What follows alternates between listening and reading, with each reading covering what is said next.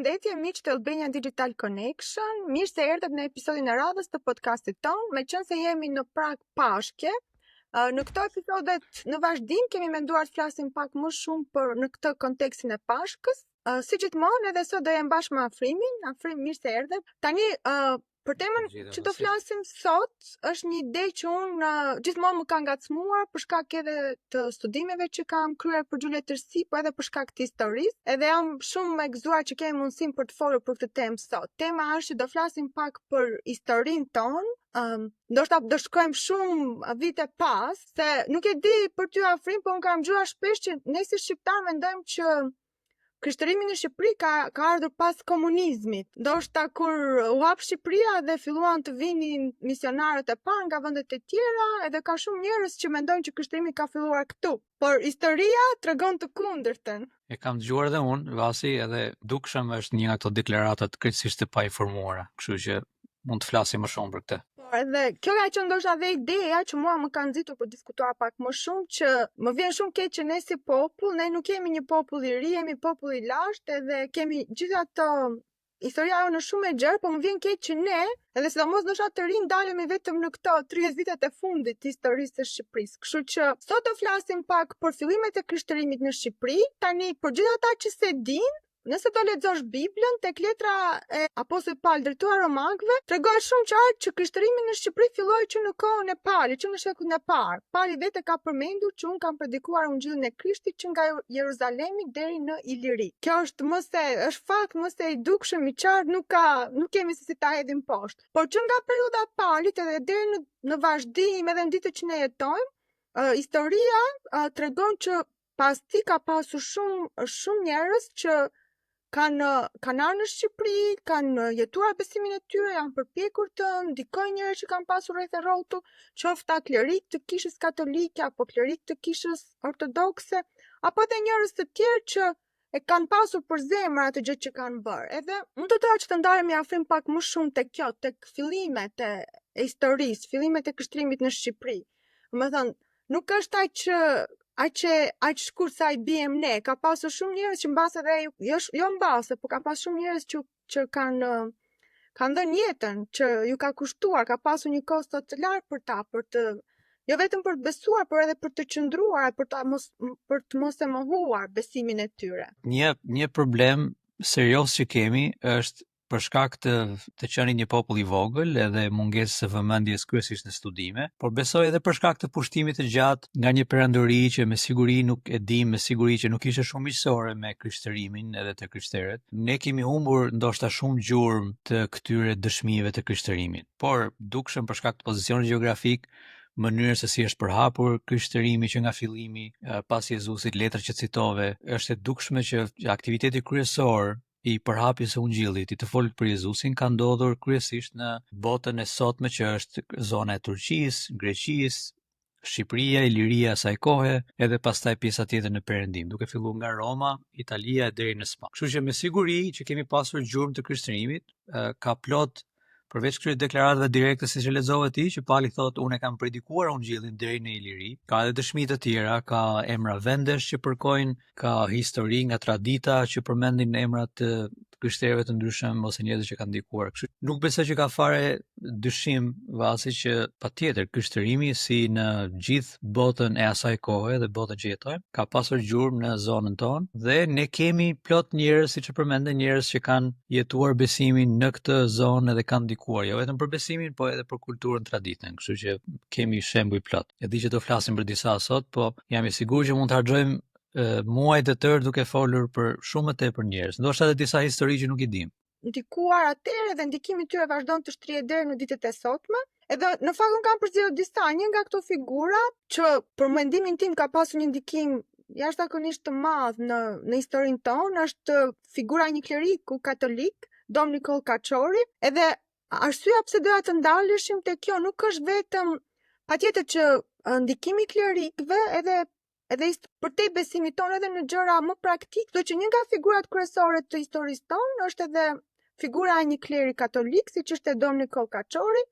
Kontributi i tij është shumë i madh, siç e thash, për te besimit ai ishte një nga themeluesit e qeverisë së parë shqiptare, ishte Për krah Ismail Qemalit në ngritjen e flamurit ishte numri 2 i qeverisë së asaj kohe. Gjatë viteve që Shqipëria ishte komba, po brezat të arshëm nuk janë të informuar për këto gjëra. Por unë do doja pak afrim që të ndalëshim tek si lidhet roli dhe kontributi këtyre figurave, siç ishte Dom Nikol Kaçori, me realitetin ton sot. Ndikimi i tyre ka qenë shumë i gjerë, edhe jam e sigurt që ne kemi përfituar që nga koha e tyre deri në më tani. Kemi përfituar për asaj që ato kanë bërë. Duke pasur parasysh edhe shembullin konkret të personit që përmende, po siç e the edhe ti, kemi edhe shumë figura të tjera, të cilat për këto arsye, kryesisht nga konteksti i komunizmit, nuk njihen shumë. Një arsye sepse komunizmi, ose të paktën në mënyrën se si ushtroni komunizmin në atë kohë në Shqipëri, një nga arsyet sepse këto figura janë menjanuar, është sepse edhe nga pikpamja e qeverisë asaj kohe, duke sigur ka një pritje që klerikët duhet merren vetëm me punët e tyre, ka një sferë të jetës që ka lidhje me këtë aspektin shpirtëror dhe me kishën, dhe ajo është jeta e besimit. Por ne e dim, unë e ti e dim, po edhe këta figurat në fakt na mësojnë me shembullin e tyre që në fakt jeta e besimit nuk është një aspekt i veçantë i izoluar i personit. Të ndjekësh Jezusin, ti besosh Zotit, të ndikon të gjitha fushat e jetës tënde, të gjitha sferat e jetës tënde. Unë nuk e di se çfarë ka motivuar disa prej këtyre njerëzve që të ndikonin në fusha të tjera, por jam i sigurt që besimi tek Jezusi do të motivonte njerëzit që të ndihmonin të tjerë të ishin të lirë. Nuk mund të flasësh për dashurinë e Zotit nën terror, nën pushtim. Nuk mund të përpiqesh të ndërtosh besim tek Zoti edhe të japësh liri njerëzve kur ti je i pushtuar dhe ajo perandoria që të ka pushtuar nuk të jep liri që të ushtrosh besimin sipas ndërgjegjës edhe lirisë që po kërkon. Kështu që jam i sigurt që edhe me Dom Nikol Kaçorin edhe me të tjerët, përveç se kjo idea komuniste edhe ka dhe ide tjera që e bëjnë të njëjtën gjë, që ti veçojmë aspektet e jetës në fetare dhe jo fetare, mendoj që disa prej këtyre klerikëve edhe figurat shuar nuk e kishin këtë bindje, sepse në konteksti biblik kemi besimi ynë, besimi krishterë, ka një libër tek i cili fokusohemi. Libri duhet lexuar, ose do ta lexoj dikush do ta interpretoj, ose do ta lexosh vetë. Që ta lexosh vetë do duhet të dish të lexosh. Kështu që unë kështu e shikoj kontributin e tyre, edhe të Dom Nikol Kaçorit, po edhe të disa prej ungjillorëve në fakt që kanë ndikuar shumë, familja Qiriazi, tani ka filluar të njihet historia e tyre, por gjithashtu nuk janë përmendur në komunizëm. Ishin besimtarë të krishterë ungjillor, të cilët kishin një theks shumë të fortë tek edukimi i njerëzve. Pikërisht sepse donin që njerëzit të ishin në gjendje të lexojnë dhe të besojnë për veten e tyre dhe jo dikush tjetër të marrë vendimin. Në këtë rast, pushtuesit duke sikur kanë marrë vendime për ne, nëse të pushtojnë dhe të imponojnë bindjet fenë e tyre, atëherë njerëzit nuk janë të lirë për të zgjedhur.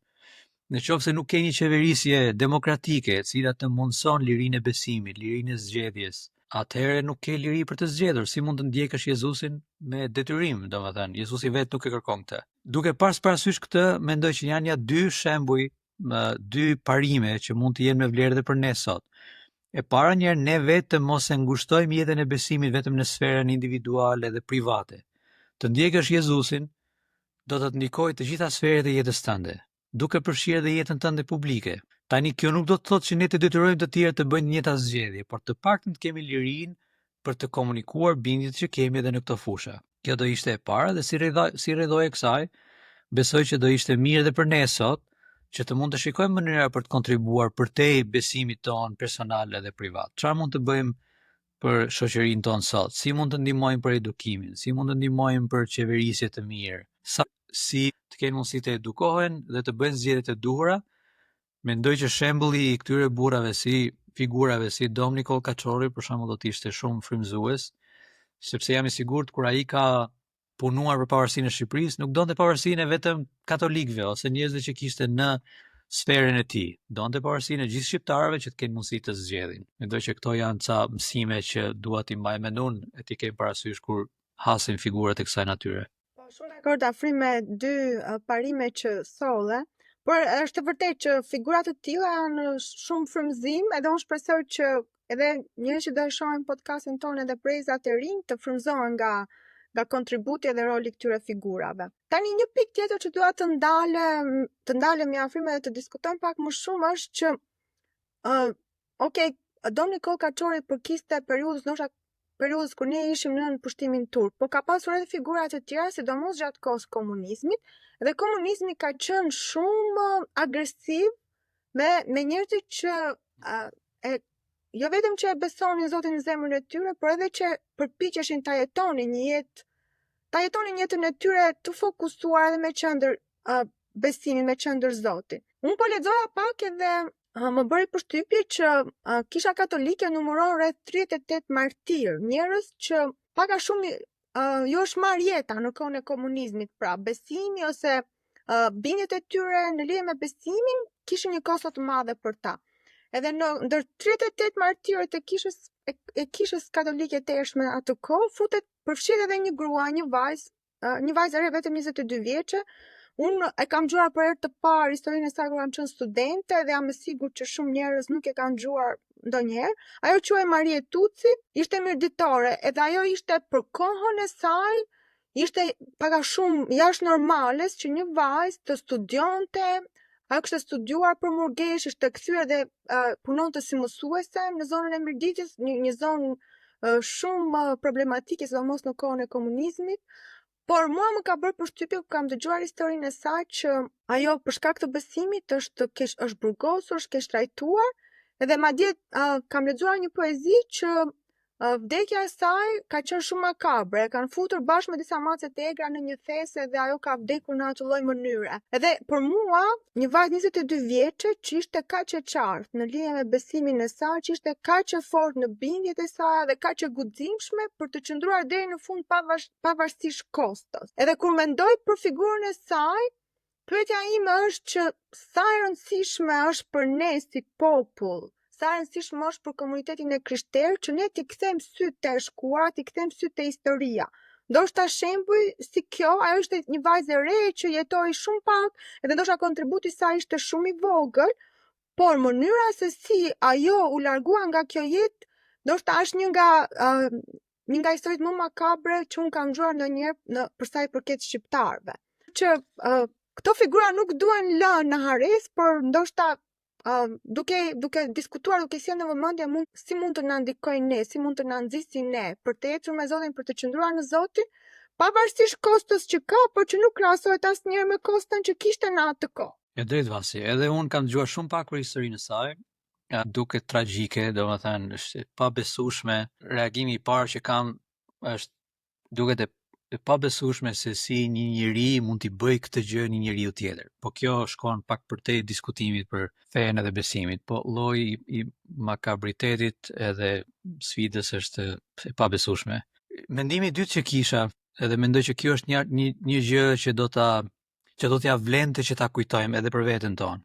Ne nuk flasim, sidomos kur jemi në liri, ne nuk flasim shpesh për koston e besimit. Por dhjata e re, nën shembullin e Jezusit, flet shumë për koston e besimit. Jezusi vet ka folur për koston e besimit, duke ju bërë thirrje dishepujt e tij të linin gjithçka për ta ndjekur. Tani në kohën kur Jezusi i bënte këto biseda me dishepujt dhe fliste për koston e ndjekjes së tij, fakti që duhet linin gjithë gjërat toksore që kishin për ta ndjekur Jezusin, akoma nuk kishte kulminuar historia me sakrificën e Jezusit. Ata nuk e dinin akoma që Mesia do shkonte në kryq, do vdiste, do tallej, do përshtyhej nga njerëzit, do të goditej, do të trajtohej si njëri krejtësisht i pavlerë, meqenëse s'kishte bërë asnjë faj. Dhe nën atë shembull, nën shembullin e Jezusit, pjesa tjetër e dhjetës së re, ka shumë thirrje për ndjekësit e Jezusit që të përgatiten të jetojnë në të njëjtin realitet. Tani kjo nuk do të thotë që të jesh ndjekës i Jezusit do të përgatitesh të vdesësh gjithmonë. Jo të gjithë të krishterët që kanë ndjekur Jezusin janë vrarë, kanë vdekur dhe janë trajtuar në këtë mënyrë. Por pritja normale e dhjetës së re është që duhet të bëhemi gati për këtë lloj persekutimi. Megjithëse është shembull ekstrem, në fakt shembulli i saj është pikërisht ai që përmend dhjata e re, që njerëzit duhet të jenë gati ta duajnë Jezusin aq shumë sa të durojnë atë lloj dhimbje, atë lloj persekutimi. Në këtë model, këta shembuj janë mirë për të kujtuar, sepse në fakt janë shembuj më të mirë që kemi të njerëzve që e ndjekin Jezusin besnikërisht deri në vdekje, deri në sakrificë. Edhe Bibla flet shumë për këtë, flet për nderimin që do t'i bëjë Zoti këtyre njerëzve, po flet edhe për shembuj të besimit të kësaj natyre. Kjo është gjë e parë mendoj që ka shumë rëndësi. E di që nuk flasim shpesh për vuajtjen edhe mësimin biblik për vuajtjen, po është aty. Gati pritja normale e jetës së krishterë është që do të vuash një farë kapaciteti. Po megjithatë, po të ishte një thirrje teorike për të vuajtur dhe ti nuk ke shembuj, është shumë e vështirë për të besuar. Kështu këta shembujt, megjithë se janë tragjike dhe të vështirë, fakt edhe për të dëgjuar si histori, na kujtojnë që ka njerëz që e duan Zotin besnikërisht dhe janë gati të sakrifikohen deri në atë farë feje. Domethënë, kam merak të them që unë jam gati ta ndjek Jezusin ashtu, se unë nuk e di nëse e bëj dot, por ama fakti që disa e kanë bërë do të thotë që besimi i tyre ishte kaq i rëndësishëm sa ishin gati të dalluanin vuajtjet në këtë mas. Kjo është thirrja e natyrshme biblike. Edhe mendoj që kjo është gjëja e parë që bëjnë këta shembuj. Na japin një imazh, na japin një model të një njeriu që e ka ndjekur Jezusin deri në sakrificë. Ne duhet bëhemi gati ta ndjekim Jezusin gjithsesi deri në atë sakrificë. Tani Zoti nuk na provon edhe sprovon të gjithë në atë mënyrë, por kemi shembuj. Ka edhe në Bibël shembuj. Tani kemi dhe shqiptar krejt të zakonshëm, madje edhe të rinj, 22 vjeç, që janë gati ta ndjekin Jezusin e besnikëri dhe nuk e mohojnë pavarësisht nga torturat e tmerrshme. Kjo është gjë e parë. Kam edhe një gjë tjetër që mendoj që është shumë e rëndësishme. Edhe ky është miraku që e vën re edhe të tjerë, jo vetëm unë. Kur jemi në liri, zakonisht nuk mendojmë shumë, kam përshtypjen që ne përjetojmë një lloj lirie në Shqipëri dhe kemi filluar ta kemi fokusin nga Jezusi tek vetja jonë. Si të kemi më shumë, si të na shërbejnë të tjerët, por modeli i Jezusit ishte t'ju shërbejë të tjerëve, modeli i shembullit që përmende, i Marie Tucit ishte që të sakrifikojë për Jezusin, dhe jo të tjerët të sakrifikohen për të. Edhe mendoj që është mësimi i mirë për ta pasur parasysh, sa mirë që nuk jemi nën persekutim tani, por kjo nuk do të thotë që nuk mund ta marrim këtë mësim dhe të jetojmë duke i shërbyer të tjerëve, dhe jo duke pritur që të tjerët të na shërbejnë. Mendoj që nëse kemi këtë mentalitet është shumë vështirë të kesh atë lloj besimi si Maria që përmende. Këta njerëz duket sikur në veçanti njerëzit që kanë qenë të përkushtuar për besimin, por gjithë figurat pak a shumë të klerikët edhe njerëzit që kanë kontribuar në atë kohë, duket që lirinë në besim e kishin gjë shumë të rëndësishme. Për ta, patjetër edhe lirinë fizike, ata kanë kontribuar edhe në lirinë fizike, po siç e përmend edhe ti Afrim që liria fizike nuk mund të vijë vetë, domethënë. Por do të thotë sot për ne pak a shumë po jetojmë në një liri që kemi lirinë të zgjenë, po duke të bëjmë pak ndoshta një paralelizëm midis kohës që kanë jetuar këta njerëz, mënyra se si ata kanë qëndruar me Zotin, edhe kohës që ne jetojmë. Çfarë do të thotë në thelb të jesh i lirë për të besuar aty kudo ti edhe ashtu siç do ti? Çfarë do të thotë në thelb? Do të thotë që ti të jesh rehat? A do të thotë që të kesh gjitha kushtet e tua? Se për ne sot, në ditët e sotme, këtu e referohem edhe komunitetit të krishterë, është kështu, më thënë, ndonjëherë duket sikur të besosh në Zotin është pak a shumë si trend, të ecësh me hapin e kohës, ndoshta se.